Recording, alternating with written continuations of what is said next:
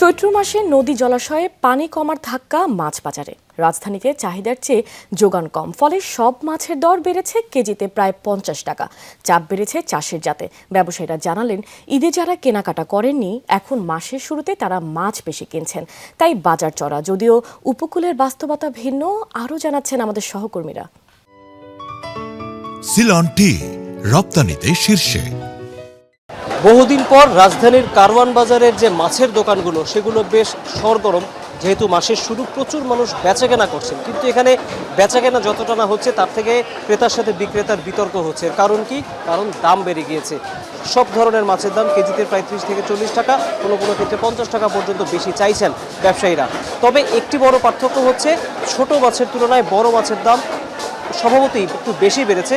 এবং আরেকটি বিষয় যেটি আমরা দেখেছি যে চাষের মাছের উপর এক ধরনের বাড়তি চাপ পড়ছে। পানি কমে গেছে, মাছের ডিম হয়ে যেতেছে, আপনার এখন বড় মাছটা কম, এই জন্য আপনার বড় মাছের দাম 100 থেকে 50 টাকা কেজিতে পাচ্ছে। পাঙ্গাস মাছ আগে 160 টাকা 150 খাইতে পারতে পারেন, এখন 200 টাকা 190 টাকা। তেলাপি মাছের সাধারণ মাছ 130-20 টাকা, 150 টাকা 160 টাকা। এই মুহূর্তে বাজারে আমরা দেখতে পাচ্ছি ইলিশের দামে এক ধরনের আবিশ্বাস রয়েছে। দাম এই মুহূর্তে যেহেতু সব মাছেরই বাড়ছে, ইলিশের উপরেও কিন্তু বাড়তি চাপ পড়ছে এবং 2800 থেকে 3000 টাকা কেজি কিন্তু বড় মাছগুলোর ক্ষেত্রে চাওয়া হচ্ছে। এই মাছের বাজার স্বাভাবিক হতে আরও অন্তত 2 মাস সময় লাগবে, অর্থাৎ বৃষ্টির প্রবণতা বাড়তে হবে। এই ছিল আমার কাছে রাজধানীর মাছ বাজারের খবর। এবারে আমরা হাওড় অঞ্চলের খবর জানতে চলে আছি নেত্রকোনায় সহকর্মী কামাল হোসাইনের কাছে।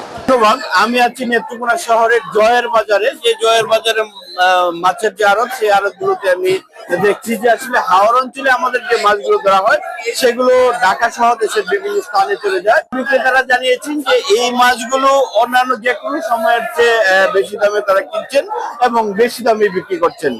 মাছ কম থাকলে বাজারটা একটু খারাপ হয়, আর নাহলে তো ডেমি দেয়।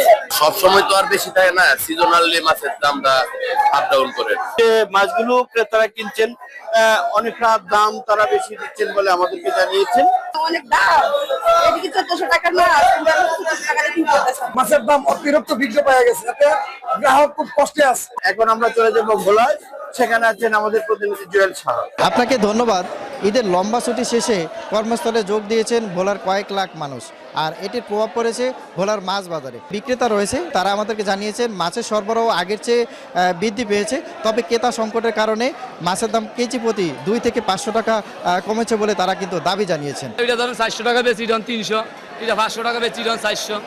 বাজার ড্যাম কাস্টমার কম। এখন মোটামুটি একটু মাছ ভালো পড়ে, ওই হিসাবে যেগুলো 650 গ্রাম 700 গ্রাম আছে, এগুলো 1600 টাকা 1700 টাকা কেজি বিক্রি করি। যারা ক্রেতা রয়েছে তারা আমাদেরকে জানিয়েছেন গত সপ্তাহের তুলনায় মাছের দাম কিছুটা কমলেও এখনও তাদের ক্রয় ক্ষমতার বাইরে রয়েছে মাছের দাম। ভোলায় যে মাছের সরবরাহ, সেখানের তুলনায় মাছের দামটা একটু বেশি। এই মাছের দাম আমাদের কেনার কথা যেই দাম, এই দাম আমরা পাচ্ছি না। এই ছিল আমার কাছে মাছ বাজারের সর্বশেষ খবর। আমরা চলে যাচ্ছি স্টুডিওতে।